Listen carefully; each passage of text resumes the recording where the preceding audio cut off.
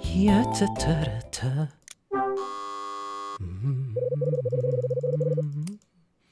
Yeah, I know that Betty went out, but no harm in checking.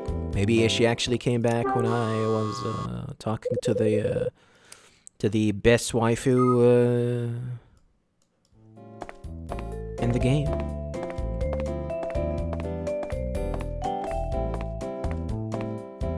So what? Someone is asking me? Someone is wondering who's the best waifu, Claire or Rachel? Look, man. Look, man.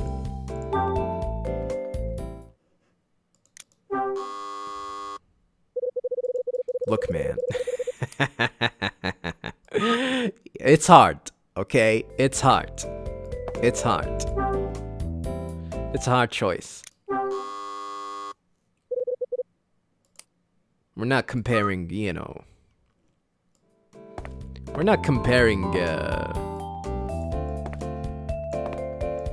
you know, something inferior to something superior.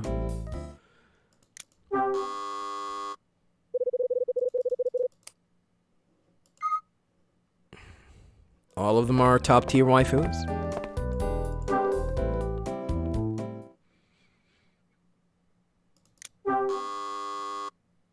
Well, Rachel will wear glasses. That's for one. That's an advantage.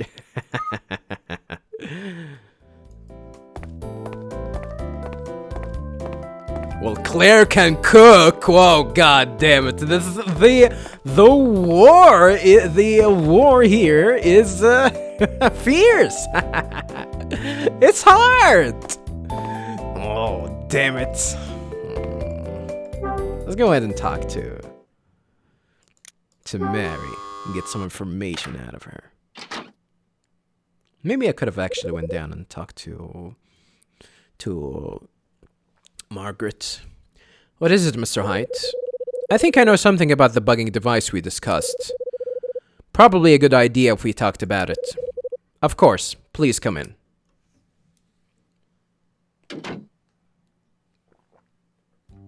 We didn't come in for the goddamn bugging device. We came in for the cake. No, I mean for the name drop. Peter, was it? I think it was Peter. Mary. I found out that the device you spotted is part of Rex's handiwork. Just as I suspected. To make matters worse, this wasn't the only one he'd planted. There was another device in Lucky's cafe, near the seat he usually sat at. Oh my. Why would he do something like... Why would he do something like that? What possible reason could he have? Mary, I need you to be absolutely honest with me. If you can think of a reason why he'd be after you, you have to let me know. Just what are you implying, Mr. Hyde? That I'm some sort of a liar? You are. I just need to be sure. Do you have any idea? Can you think why he'd target you like this? I don't know why you insist on asking me the same thing over and over. I have no idea. I'm asking because I want you to tell me the truth. Mr. Hyde. She's getting a little bit nervous. Someone told me that you and your late husband weren't on the best of terms. Who? I think you're hiding something, Mary. And I think it's time you came clean. I had an interesting chat with Rex last night. You were talking with him? Yeah. I tried to get him to stop pestering you and leave. Did you succeed? Not quite, but he told me some really interesting bits of information. Actually, he warned me about getting tied up in your business. What on earth did he mean by that? He seems to be convinced that you're perpetrating some kind of insurance fraud. Fraud? So tell me, did you know that he works as an insurance claims investigator? Mr. Hyde, I. And if you did know, why the hell didn't you mention it earlier? It would have saved a lot of time and trouble. Mary, is there any truth in what Rex told me? Well, is there?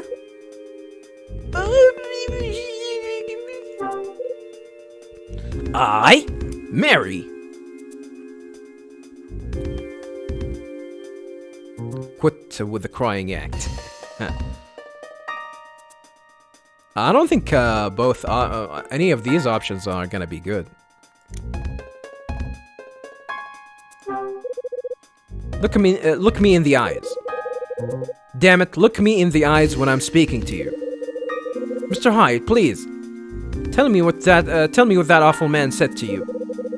Let me be clear. I don't trust the guy and sure as hell don't believe his story entirely. But I need to get a better idea of the facts from your perspective. I need to know more about when your husband and brother died. Mr. Hyde, please. Did she actually start crying or? I don't know. I'm not trying to commit fraud. Rex told me all about you, Mary. He told me how 13 years ago, after your brother died in the accident, you became the sole beneficiary of the insurance policy payout. Seems the insurance company started getting suspicious from that point. That's a total lie. Huh. Mary? I don't think you're telling me the truth. Is Rex making this all up? Yeah, I really can't tell her that she's not telling me the truth.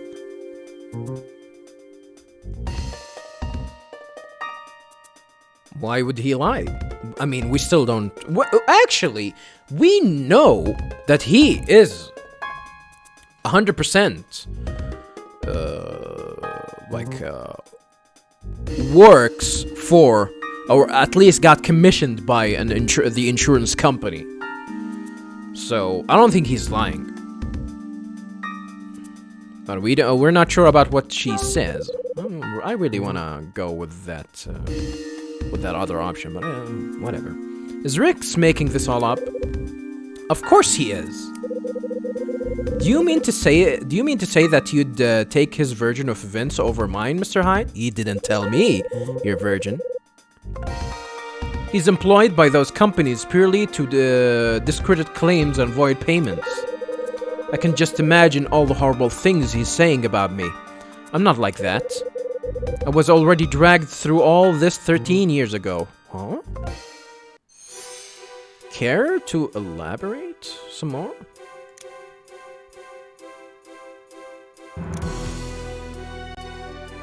This is actually interesting, so I'm gonna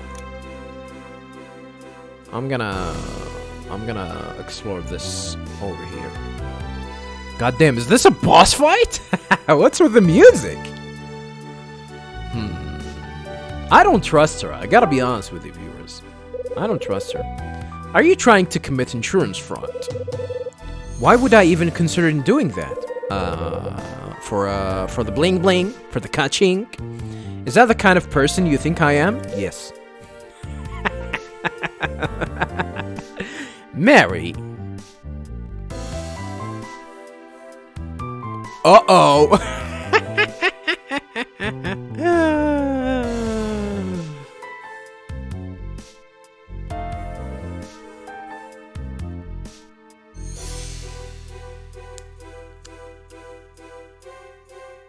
Damn.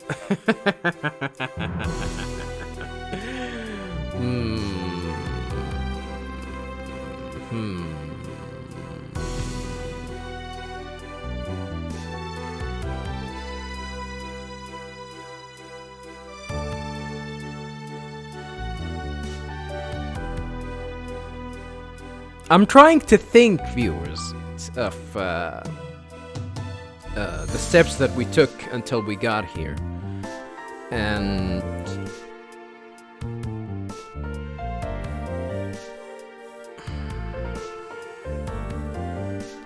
we already told her that we don't trust him. And we don't believe what he says. So, if we actually say that we think that she actually made that she might actually trying to commit insurance fraud, we don't have evidence. So I'm gonna go with no. But that never stopped us from having no evidence.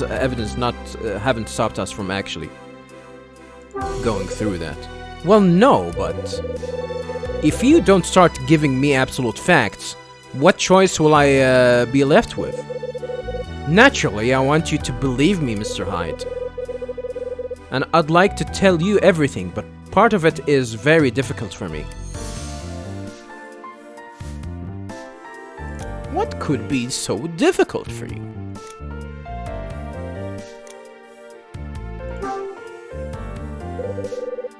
What could be so difficult for you? If I tell you, will you hear me out? Naturally. I wouldn't ask if I had no intention of listening. If there's something you've been holding back, now's the right time to let me know. There is something. As I suspected. Time to talk. Yes, you're right. Half a year ago, after Peter had lost his life and the police called me. Naturally, I cried and cried, but deep down, a part of me felt like I had been released.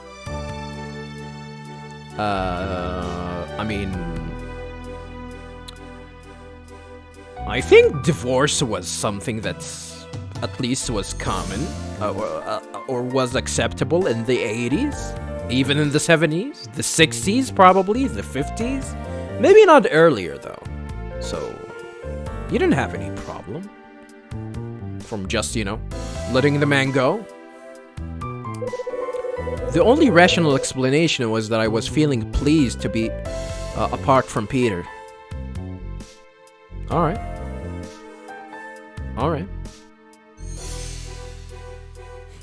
So the information that we got from Dylan is true.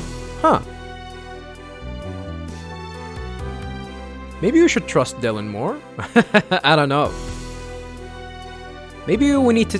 we'll probably have to take the information... Well... The information that comes out from Dylan probably has can have a lot of validity from now on, since what he says was true, was the truth,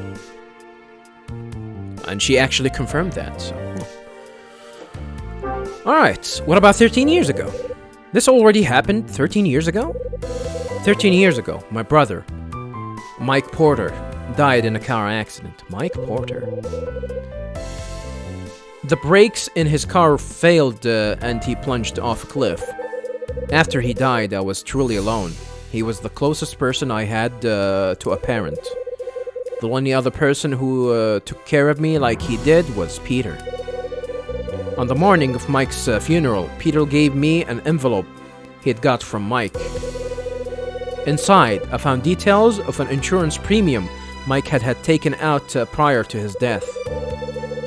I was the sole beneficiary of this, but it was a small comfort for losing my brother. Peter told me that Mike wanted nothing more than for me to be happy and secure. Huh. Did you murder your husband? You probably murdered him.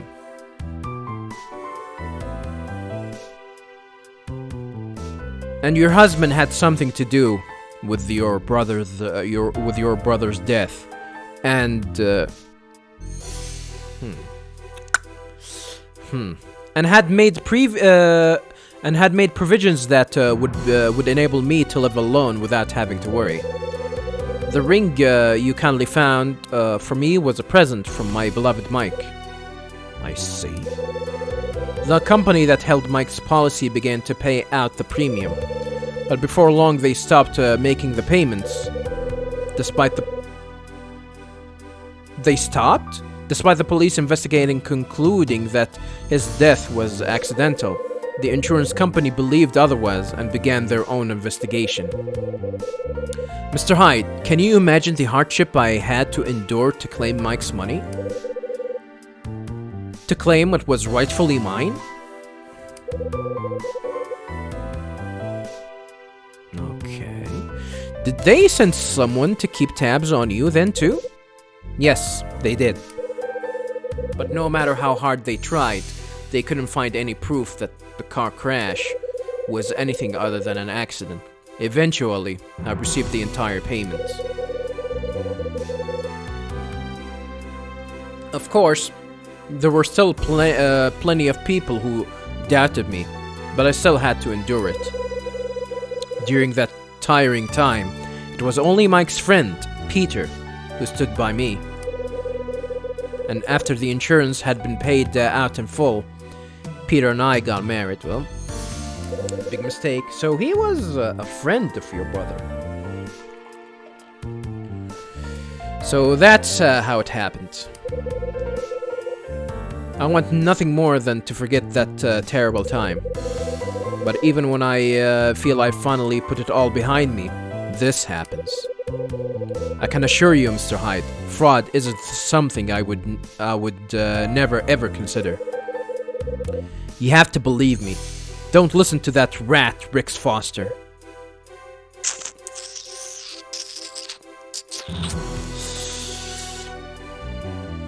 I'm not convinced. Viewers, I'm sorry. I am not convinced. It might be I don't think it's... first and foremost, her brother dying doesn't seem to be an accident. But she might not killed him. Her husband dying, though, is something else. Mary.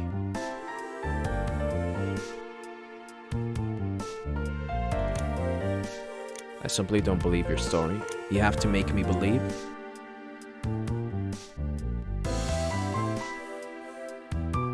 Definitely not this. I think this will be trouble. You have to make me believe. It just doesn't add up.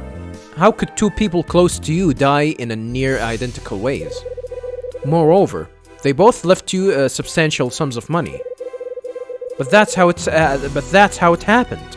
They were both victims of similar accidents, and both cared for me enough to take out insurance policies that would ensure my security. Yeah, just this sentence makes it hard to believe, lady. They loved me and didn't want me to suffer, even after they had gone. Even though Peter doesn't want to, you didn't have the best relationship with your husband? Just like my brother, Peter also took out his policy without telling me. I honestly had no idea that I would receive a further payout after Peter died. You didn't know, huh? You never knew? How did you find out about Peter's policy? It was after Peter died and I moved in here. I was going through his stuff and came across the policy information documents. When I read the details, it all became clear and I froze. Peter had done exactly what Mike had done before him and taken out a policy in secret. I'm not convinced. I'm not convinced. Viewers, I'm not convinced.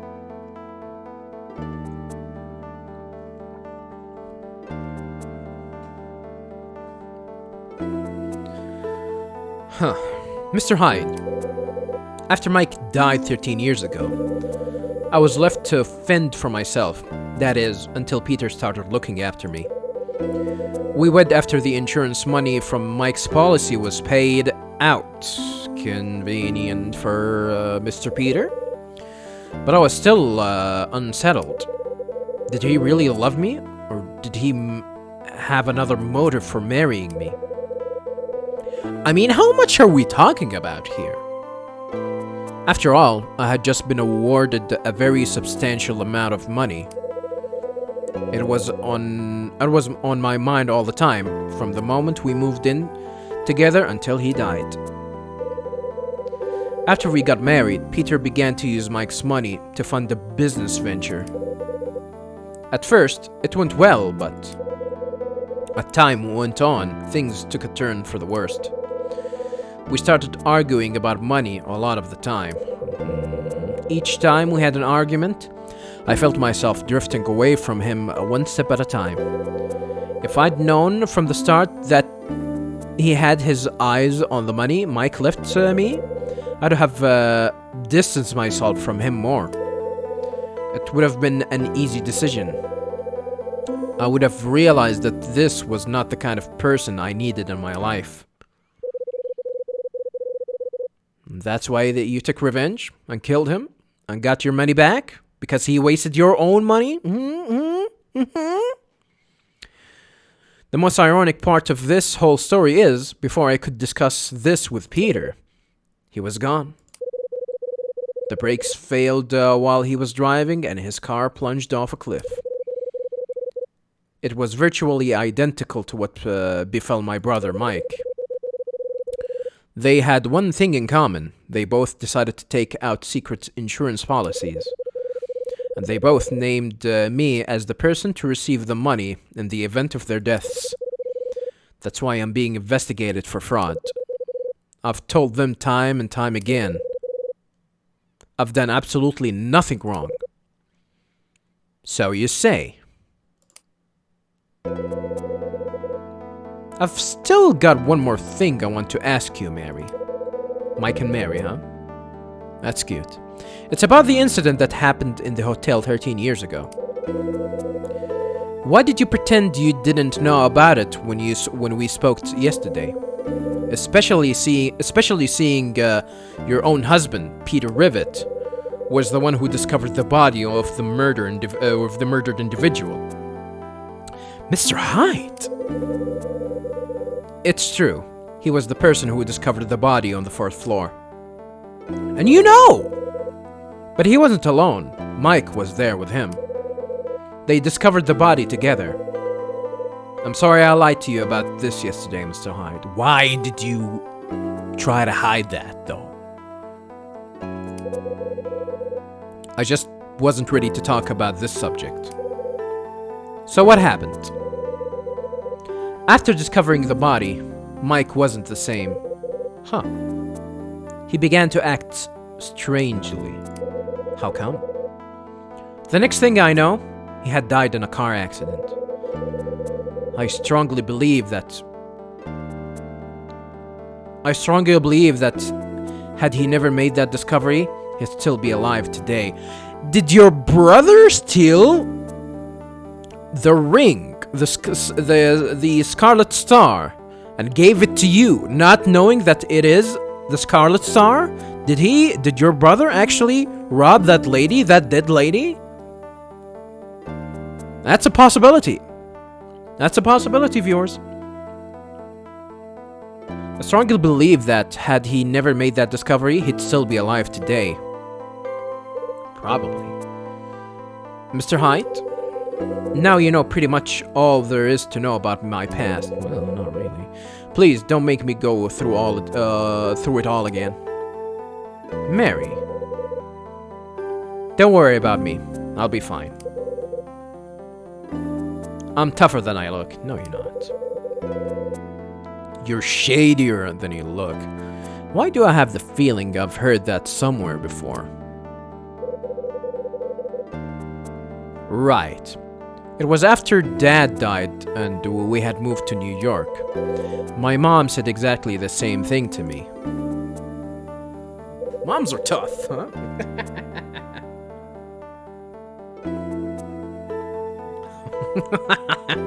Moms are tough. Oh my god. Fuck Final Fantasy 13, dude. Oh my god. Final Fantasy 13, huh? Moms are tough. Try not to spend too much time thinking about it. Remember, we've only got a few more days in this building. If you find you need to get anything off your chest, give me a call. Can you give me the Scarlet Star? No? Alright. You listen to what I have to say? Yeah, sure. If you need to talk to someone.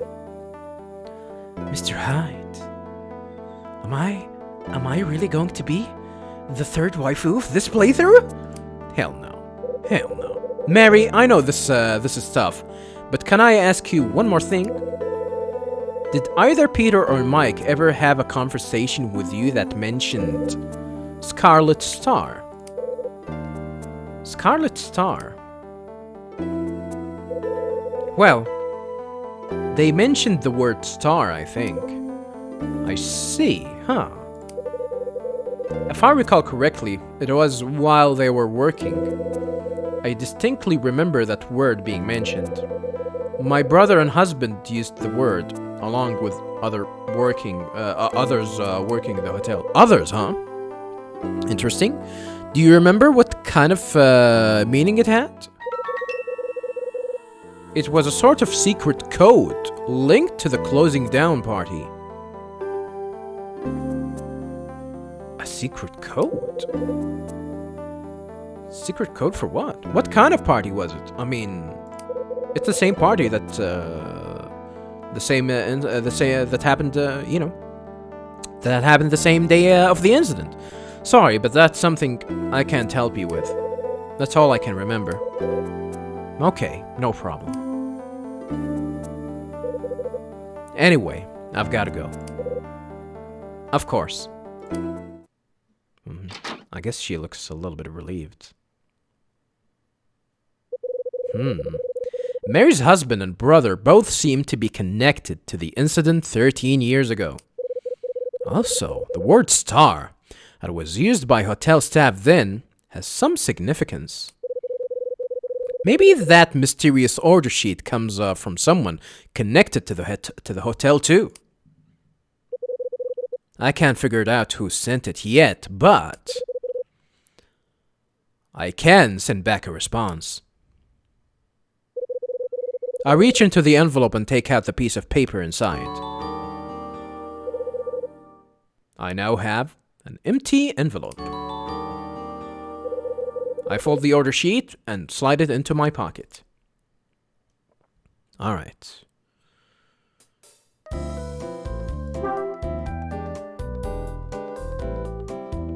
Yeah, I guess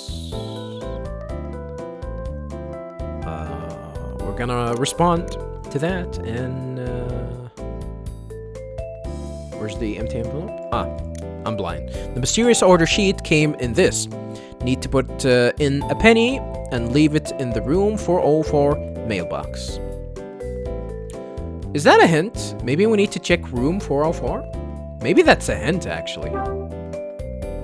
Like, this was useless, but this actually was a hint.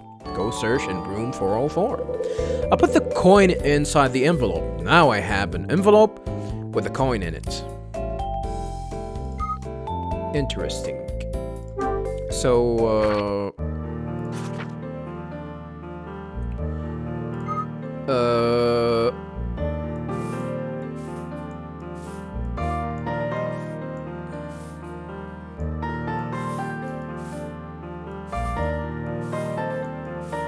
room 404 have some significance. We probably should have it, noted, jotted down, because, who knows? Maybe it can be a hint for later. Alright, viewers. I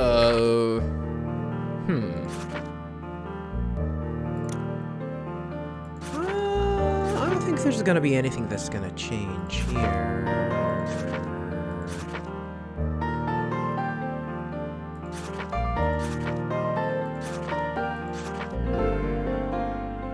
Her brother and husband died in a car accident. I don't think that's new. Insurance fraud, investigator.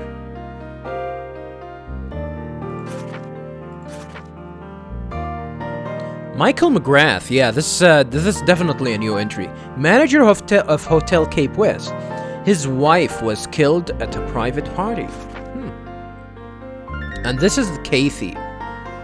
Ran Hotel Cape West with her husband.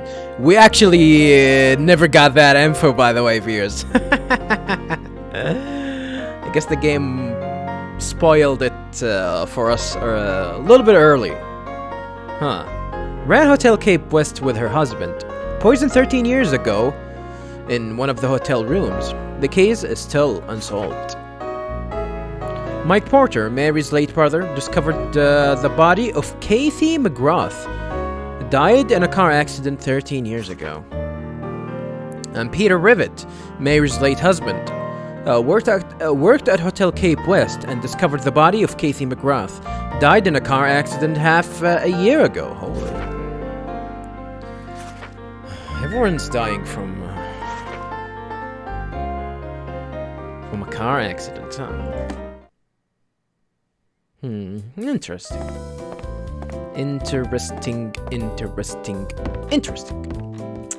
Alright, I guess the only thing that we can do is just, go ahead and put the envelope inside mailbox number 404. Well, here they are. The mailbox is for the 4th floor. I need to place the envelope in the one for room 404. Will do. The slots on the mailbox have been sealed shut with tape. I need to put the response into the mailbox. Can't you just, do it with something? Do we need to go and grab the adhesive or something? I need to put the response into this mailbox. Can I remove this? Alright, I guess that's it.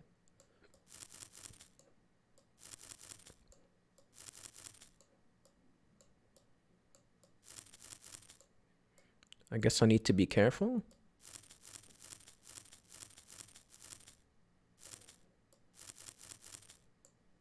Oh. That's it. And seal it? Alright. Yeah, that was that. Right. That's that sorted. That's that.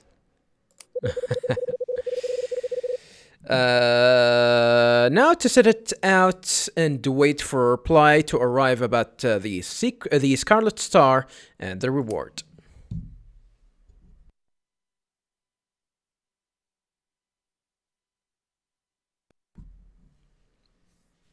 Now it's 4 p.m., huh?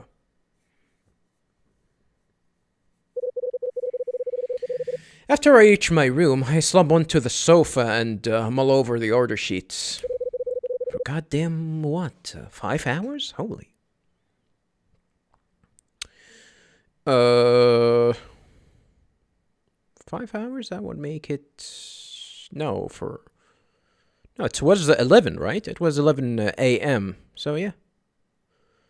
For 5 hours. Hotel Cape West closed down 13 years ago. And there was a party before the closure, during which time a murder took place. The staff at the hotel had a secret code, STAR, that they used. Stars. No? Is this this a prequel to Resident Evil 3? How they created Nemesis? What connection can this all have to the order sheet? 4 o'clock already. I suppose I'd better get going. Wouldn't want to keep Dylan waiting. Oh yeah, we forgot our meeting with Dylan. I kind of forgot about that. Maybe I should have jotted that down, huh?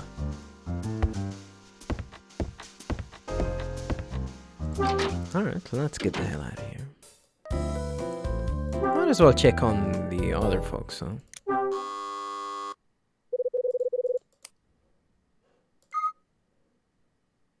This guy is always out.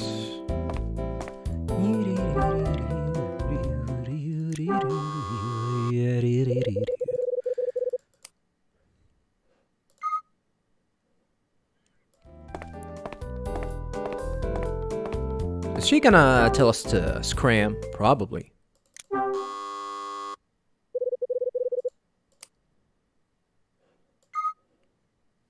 Nah. That's that. 302, 305, and 304. I'm gonna leave 304 for last, because that's Dylan's room. I can go down and check the cafe. Yeah, I kinda wanna actually go down and check the cafe. I wanna check on Frank first. It is strange that we haven't seen any of these guys for a while.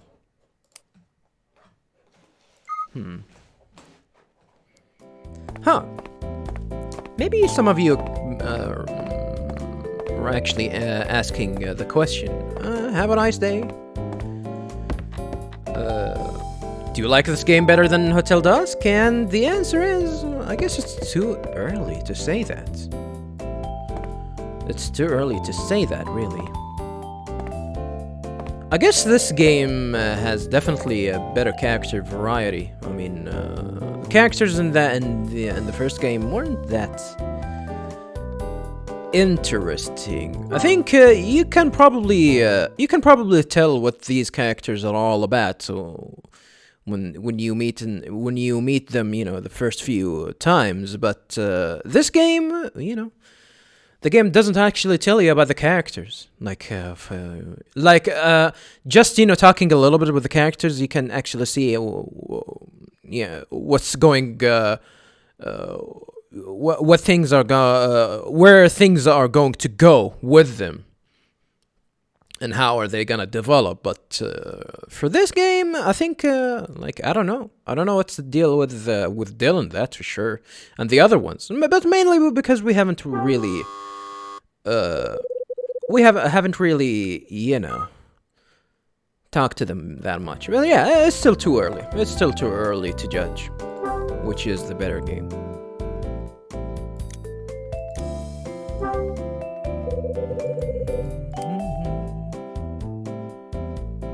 Oh, I need to do this, and then do this. Still have the bugging device with us. It's only one per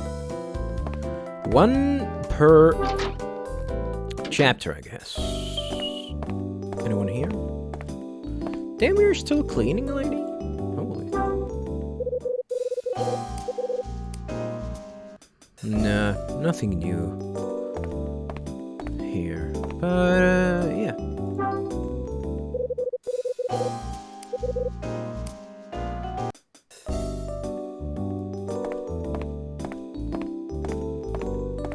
Yeah, not a big fan of her clothes, by the way, viewers. Claire, yeah. All pink. I don't know about that. Way too much pink for my taste. Way too much pink. Alright, let's go ahead and talk to Dylan. Nothing else we can do, really.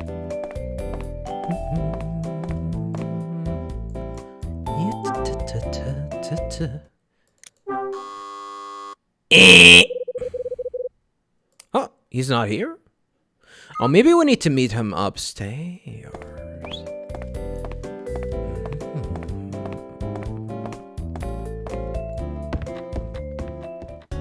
Oh, that's him. That is him. What up, fool? Dylan. Hello, Mr. Hyde. I've been waiting for you. Well, I'm here now. Let's get the show on the road. You're on your own, I'm afraid. I'm not going in. You'll have to go on your own. I thought we agreed you'd show me around in there. That's what you said earlier. No, I never said that. Maybe you weren't listening to me. I said that I'd let you in, not give you a guide tour. Well, I'm okay with that. So you'll let me in? You'll let me in? Yeah. I said I'd tell you how to get through the fire door. Got it. And if you know how to get through the door without setting off the alarm, you'll never have to deal with Mrs. Patrick getting upset if you go in there.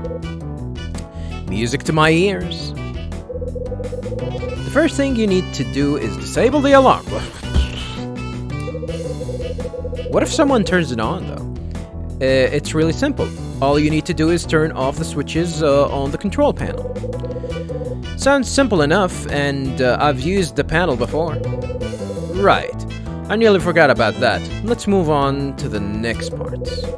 You'll need to disable another panel before you can get the door open. Really? There's another one? I guess we didn't manage to open the door, we just tried to lower the handle. Right? We didn't actually physically open the door, we just, grabbed the handle and twisted it, and that's it. We didn't actually open the door. There's another one? There's the lever in a box to the right of the door. If this turned off, you'll be able to open the door. Do you follow? Alright, I guess I'll have to crack it open, or something like that. Yeah, I think I've got it. Also, please bear in mind that the knob on the reverse of the door is broken. On the other side, he means? So make sure you don't get stuck in there, because you won't be able to get back out. Uh-oh. Great. And let me guess, we're actually gonna get stuck there. We're gonna get stuck in there, huh? There's a toolbox next to the door. If you look inside, you'll find a doorstop. Once you've got the door open, I recommend using that to prevent it closing on you. That should be all you need to avoid getting trapped in there. I'll make a point of remembering it. Should I jot that down? I'll be in the hallway of the floor below, making sure that nobody tries to come up here. Good plan. Then, once 30 minutes have passed, I'll come and get you. I'll reset the lever and disable afterwards. I'll reset the lever you disabled afterwards and reactivate the alarm. One last thing. Try not to make any noise while you're in there. It just draws attention. You wouldn't want Mrs. Patrick to come looking for you. She's gonna come for you. She's gonna come for you. You got that right. Okay, I'll leave you to it. Dylan makes his way towards the stairs and disappears out of sight. Alright, I guess clear enough. First thing first. Let's go ahead and switch this panel off. Switch for the alarm is in the on position. Better remember to disable this before trying the door. Oh! We're not gonna do the puzzle again, alright. That should do it. No more annoying alarm sound. My ears should thank me. Alright. Next thing that we need to do is grab the doorknob. The doorstep. Not the doorknob, the doorstep. There's a wooden doorstep inside the toolbox. Well, there's the doorstep Dylan told me about. I picked up the doorstep. Doorstep. An old wooden doorstep. It's used to keep the floor door open during a fire alarm. Huh? Only during it's just a tool that can keep the door from closing, that's it. During a fire alarm? Only during a fire alarm? Nobody is allowed to use these doorsteps unless there's a fire alarm going on? Alright. There's a case on the wall with a glass cover. Inside the case is a fire bell and some kind of lever. How can we open this? This must be the other control panel Dylan was talking about. I need to unscrew this. Right, so Dylan said you just need to pull the lever inside the box. Let's see here. Huh? There's a screw in this corner. Interesting. The thing's got a few screws missing. So, you can turn it like that. Whoa! The cover just came off. And then I can do it like this. Do I need to dual what you call it? I mean, come on. Are you seriously gonna tell me that you can't do this? Do I need to use the pause mechanic? Gah! It won't stay open. No. I mean, I better switch the alarm off. Yeah, I'm gonna do that. I'm gonna see if there's gonna be like a screwdriver here. Can help me. There are no screwdrivers. Did I see a screwdriver somewhere?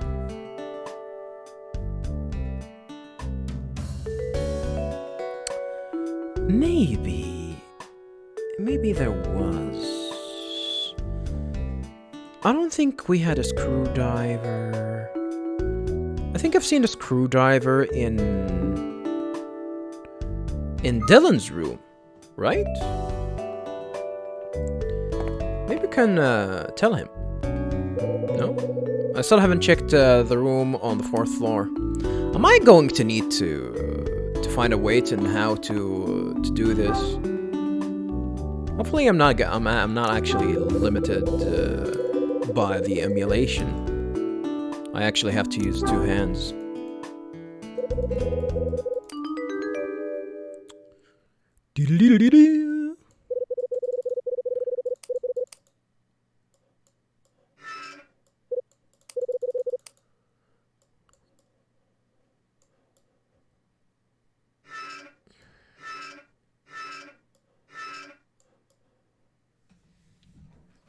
How do you use the pause?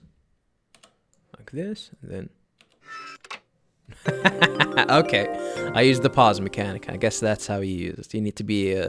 you need to use 2 hands. That should do it. Now the lever is turned off. Now the fire door should open. Alright. That was easy enough.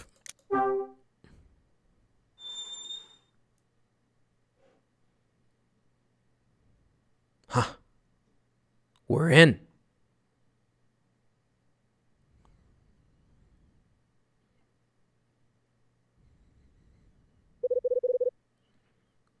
So this is the 4th floor. Seems what I heard was right. It's still just a hotel up here. I mean, it looks normal. Doesn't actually look like it's a corridor for a hotel. Okay, time to have a look around. Alright, time for us to have a look. Oh, new music! Oh, creepy music. Alright, let's check this door. I'm not gonna knock.